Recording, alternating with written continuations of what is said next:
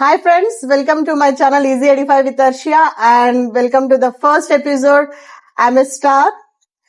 మనమందరం ఒక స్థాయికి ఎదిగామంటే దాని వెనకాల మన పేరెంట్స్ కృషి చాలా ఉంటది.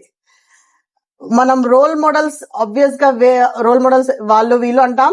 అఫ్ కోర్స్ వాళ్ళ ఇంపాక్ట్ ఉండొచ్చు, కానీ మనం ఒక స్థాయికి ఎదిగామంటే దాని వెనకాల మన తల్లిదండ్రుల యొక్క సాక్రిఫైస్ కృషి చాలా ఉంటది. మీరు ఇది వినే వాళ్ళు అనుకోవచ్చు మా పేరెంట్స్ వేరు మీ పేరెంట్స్ అట్లా ఏముండదు. ఎవ్రీ వన్ హ్యావ్ వాళ్ళ అభిప్రాయ విభేదాలు ఉంటాయి, కానీ still we need to respect our parents. మనం ఒక స్థాయికి వచ్చాక వాళ్ళ కృషిని మనం రికగ్నైజ్ చేయాలి. సో టుడే ఫస్ట్ ఎపిసోడ్ నేను మా నాన్నగారు ని ఇన్వైట్ చేశాను. Both my mother and father are retired government employees. వాళ్ళు చాలా కృషి చేసి మాకు ఒక స్థాయిలో తీసుకువచ్చారు. అబ్బా अस्सलाम वालेकुम. वालेकुम सलाम. कैसा लग रहा आपको ये पॉडकास्ट पे बुलाए? तो अच्छा लग रहा. एनी डेवलपमेंट पट्टुदला कृषि होना हर एक डेवलप होने के लिए. क्वेश्चन पूछिए. అబ్బా అమ్మి వచ్చే తల్లిదండ్రులు పిల్లలు ఇలా ఉండాలి అలా తల్లిదండ్రులు ఇలా ఉండాలి, మాకు తల్లిదండ్రులు అది కొనిపించాలి ఇది కొనిపించాలని అది ఆబ్వియస్ పిల్లలు ఎక్స్పెక్ట్ చేయడం.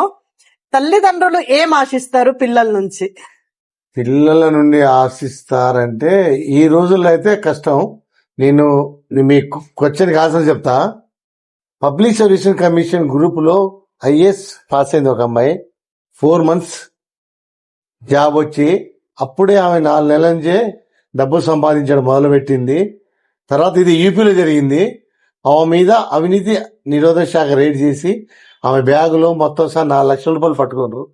పిల్లలు తల్లిదండ్రుల పెంపకం గురించి కాదు, ఏం ఆశిస్తారంటే వాళ్ళకు ఉన్నతి, వాళ్ళు నిజాయితీగా ఎథిక్స్ తో జీవించాలని ఇప్పుడు జనరేషన్ అయితే తల్లిదండ్రులు కోరుకుంటున్నారు. పాయింట్ టు పాయింట్ చాలా బాగా చెప్పారు. నిజాయితీ obviously children should have ethics. Mainly they should have ethics. వాళ్ళు నైతిక moral values, ethics important thing which parents expect from the children. అబ్బా ఏ బోలో కి తల్లిదండ్రుల యొక్క అలవాట్లు పిల్లల మీద ఎలా ప్రభావితం చూపిస్తాయి. మనం తల్లి తన కూతుర్ని తీసుకుని గుడికి పోతుంది. ఏం చేస్తుంది ఆమె? తల్లి దండం పెడుతుంటే బిడ్డ చిన్నమ్మాయి కూడా దండం పెడుతుంది. అదే ముస్లిం అయితే తల్లి సజ్జా చేస్తే కూతురు కొంగు పట్టుకొని తల్లితో పాటు సజ్జా చేస్తుంది. తల్లి చెప్పదు. అంటే ఈ పిల్లలు ఏం చేస్తారంటే చిన్నప్పుడు తల్లిదండ్రుల ప్రవర్తన, తల్లిదండ్రుల అలవాట్లు వాళ్ళకి ఆటోమేటిక్ వంశ పారంపర్యం ఏదానండి వాళ్ళ తల్లిదండ్రుల అలవాట్లు వాళ్ళకి అలవాటు అవుతుంటాయి. అదే తల్లిదండ్రులు ఎడ్యుకేటెడ్ అనుకోండి, పిల్లలు ఎడ్యుకేటెడ్ అవుతాడు. అట్లని కాదు, నిరక్షరాస్యుడు కూడా ఉంటాడు, వాళ్ళ పిల్లలు కూడా చదువుకుంటారు. నిరక్షరాస్యుడు ఏం చేస్తారు? దాన్ని నా కొడుకు డెవలప్ కావాలి, అది కావాలి, చదువుకోరా నాయన అని చెప్తారు. అయినా కూడా ఈ సమాజంలో ఎట్లుందంటే ఇవాళ రేపు ఉన్న పరిధిలో ఇప్పుడు ఫీజు రియంబర్స్మెంట్ అలాంటివి ఉన్నాయి, వాటిని ఉపయోగించుకొని డెవలప్ కావాలి. ఓకే అబ్బా, ఇప్పటి పిల్లలు ఎలా అనిపిస్తున్నారు మీకు? టెక్నాలజీ పరంగా చాలా డెవలప్ అయ్యారు, తల్లిదండ్రులని గౌరవిస్తున్నారు, ఒక ఇండిపెండెన్సీ అనేది చాలా వచ్చింది. ఇంతకు ముందు తల్లిదండ్రుల మీద చాలా డిపెండ్ అయ్యే వాళ్ళు, ఇప్పుడు ఫైనాన్షియల్ ఫ్రీడమ్ చాలా వచ్చింది. దాని వల్ల లాభాలంటారా నష్టాలంటారా? అంటే లిబర్టీ, స్వేచ్ఛ ఎక్కువైంది. అంటే పిల్లల అలవాట్లు కూడా కొన్ని మారుతున్నాయి న్యూ జనరేషన్ లో. మా అప్పుడు ఒక్క 10 రూపాయలు ఇస్తే ఏం చెయ్యాలి నాన్నగారు అడిగేది. ఇప్పుడు 500 ఇచ్చినా ఏమొస్తాయి నాకు 500 కానీ అడిగే రోజులు ఇవి. అందుకోసం ఏం చేయాలంటే పిల్లల్ని మనం వాళ్ళ అలవాట్లు, వాళ్ళని చూసి వాళ్ళ స్నేహాలు వాటిని గమనిస్తుండాలి. పిల్లలు స్నేహాలు చేస్తారు కాదను, చేయమనాలి, కానీ అందులో మంచి స్నేహితులు ఉంటారు, చెడు స్నేహితులు ఉంటారు. అబ్బా కభీ మీకు అది చేయవకు ఇది చేయమాకని చెప్పేవారు కాదు, కాన్సిక్వెన్సెస్ చెప్పేవారు. ఫర్ ఎగ్జాంపుల్ నేను ఏదైనా సినిమా చూస్తున్నప్పుడు ఆ హీరోయిన్ ఒకవేళ నేను అనుకునేదాన్ని పిక్చర్ లో వచ్చినంత మాత్రం చాలా సక్సెస్ఫుల్ అంటే ఎమ్మటే మీరు వచ్చేసి పిక్చర్స్ లో వచ్చినంత మాత్రం సక్సెస్ కాదు, లైఫ్ సక్సెస్ ని తీసుకోవాలి. హీరోయిన్స్ ఒకవేళ లైఫ్ ఎలా ఫెయిల్యూర్ అయింది, ఆల్కహాల్ కైనా దేనికైనా అలవాటు అయ్యి వాళ్ళు ఎలా లైఫ్ స్పాయిల్ చేసుకున్నారు, ఇలాంటి కాన్సిక్వెన్సెస్ బాగా చెప్పేవారు. దానివల్ల నాకు చెడేంటో మంచేదో అర్థమయ్యేది. అయితే ఇప్పుడు పిల్లలతో తల్లిదండ్రులు ఆ విధంగా మాట్లాడుతున్నారా? మాట్లాడుతున్నారు, తప్పలేదు. సో ఓపెన్ మైండ్ అయిపోయి ఓపెన్ గా మాట్లాడుతున్నారు. పిల్లల్ని కూడా కూర్చోబెట్టి దగ్గర కూర్చోబెట్టుకుని చెయ్యేసి ఏందిరా నాన్న నీ ప్రాబ్లం అడగాలి. చిన్న పిల్లలకి వాళ్ళకి ఏం తెలియదు. ఇంటర్మీడియట్ వరకు మనం వాళ్ళని ఒక మొక్క నాటుతాం. ఒక మొక్క నాటితే ఏం చేస్తాం, మేకలు పశువులు తినకుండా కంచే చుట్టూరు కంచేస్తాం. పిల్లల్ని కూడా అట్లా కాపాడుకోవాలి. వాళ్ళని వాళ్ళ చెడు అలవాట్ల నుండి వాళ్ళు ఎక్కడ చేస్తుర్రు, ఏం చేస్తుర్రు, ఎక్కడ తిరుగుతుర్రు. కాలేజీ పోయినా కూడా అక్కడ కొంతమంది ఉంటారు. మగ పిల్లగాళ్ళకైతే కొన్ని అలవాట్లు అవుతాయి. ఆడపిల్లలు అనుకోండి, వాళ్ళకైతే అలవాట్లు కావు. మనం ఏం చేయాలంటే పిల్లల్ని చెడు అలవాట్ల నుండి కూడా కాపాడుకోవాలి. తర్వాత వాట్ ఈజ్ వాట్, నీ లైఫ్ ఏంది, ఇది చదువురా, ఇదైతే చెప్పాలి. నువ్వు ఇంజనీరింగ్ చేస్తే ఇట్లయితారా, సైన్స్ ఇష్టం అవుతారా, ఇది అవుతారా అని చెప్పాలి. లెక్చరర్ అవుతారా చెప్పాలి. నువ్వు సైన్స్ తీసుకుంటే డాక్టర్ అవుతారా, బీఎస్సీ తీసుకోరా, బీఈడీ తీసుకో, ఉద్యోగం తొందరగా వస్తుంది. అలాంటి కొన్ని మనకు కూడా నాలెడ్జ్ ఉండాలి. అలా ఉండి చెప్పి పిల్లల్ని కూడా తయారు చేసుకునేంత కెపాసిటీ మళ్ళీ ఉండాలి. అబ్బా, ఆ, మీరు నన్ను ఒక ఐఏఎస్ ఆఫీసర్ చేద్దాం అనుకున్నారు, కానీ నేను ఇంజనీరింగ్ లో జాయిన్ అయ్యా. తర్వాత ఇప్పుడు ఒక చిన్న ప్రీ స్కూల్ పెట్టుకొని డిఫరెంట్ రోల్స్ ప్లే చేస్తున్నా. మీకు ఎప్పుడైనా అనిపించిందా నా మాట వినలేదు, ఐఏఎస్ అవ్వలేదు, బిజినెస్ లో దిగింది, ప్రీ స్కూల్ నడిపిస్తుంది? ఎప్పుడైనా మీ మనసు ఎట్లయినా గాయం లేదు లేదు, నాకు అసలు ఏమనిపించలేదు. ఈ రోజులలో పిల్లలు వాళ్ళ ఇష్టానికి అనుగుణంగా నడుచుకుంటున్నారు. అసలు తల్లిదండ్రుల మాట అయిన పెళ్లి చేసుకుంటే గ్రేట్. నాకు లవ్లు అంటారు అదంటారు, సరే అది వదిలిపెట్టాలి, వేరే టాపిక్.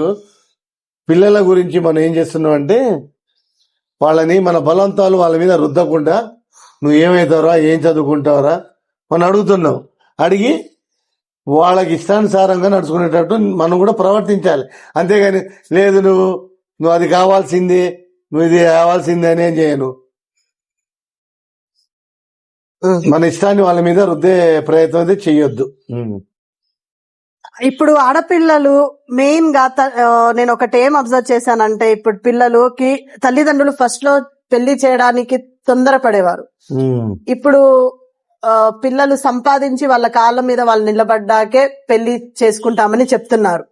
తల్లిదండ్రులకు అది ఇష్టపూర్వకంగా జరుగుతుందా, లేకపోతే వాళ్ళు హెల్ప్ లెస్ సిచ్యుయేషన్ లో ఉండి అలాంటి సిచ్యుయేషన్స్ వస్తున్నాయా? కరెక్టే, గుడ్ క్వశ్చన్.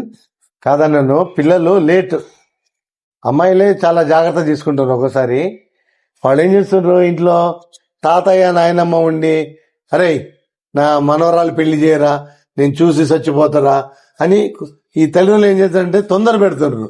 అది కాక కొంతమంది మాత్రం తెలివి వాళ్ళు, లేదు నాన్న నేను జాబ్ వచ్చిన తర్వాతనే చేసుకుంటా మ్యారేజ్ అని తెగే చెప్తారు. దానికి పట్టుదల ఉండాలి, ధైర్యం కూడా ఉండాలి. తల్లిదండ్రులు చెప్పుకొని మేనేజ్ చేసుకునేంత ఇది ఉండాలి. ఇప్పుడు లేట్ మ్యారేజ్ అనుకుంటున్నారు. లేట్ మ్యారేజ్లో ఏమవుతుంది, కొన్ని వాటికి సంబంధించిన వ్యాధులు వస్తాయి. లేటు మ్యారేజ్ చేసుకోవచ్చు, మరీ లేటు కాకుండా ఉన్న దాంట్లో చేసుకోవాలి. అప్పట్లో 16 సంవత్సరాలు దాటగానే పెళ్లి చేయాలని ఆతృతంగా ఉండేది. అంటే అప్పుడు జనరేషన్ కొద్దిగా చదువు తక్కువ. ఇప్పుడు ఏం లేదంటే తెలియగలవాళ్ళు మొత్తం వాటిని తెలుసుకుంటున్నారు.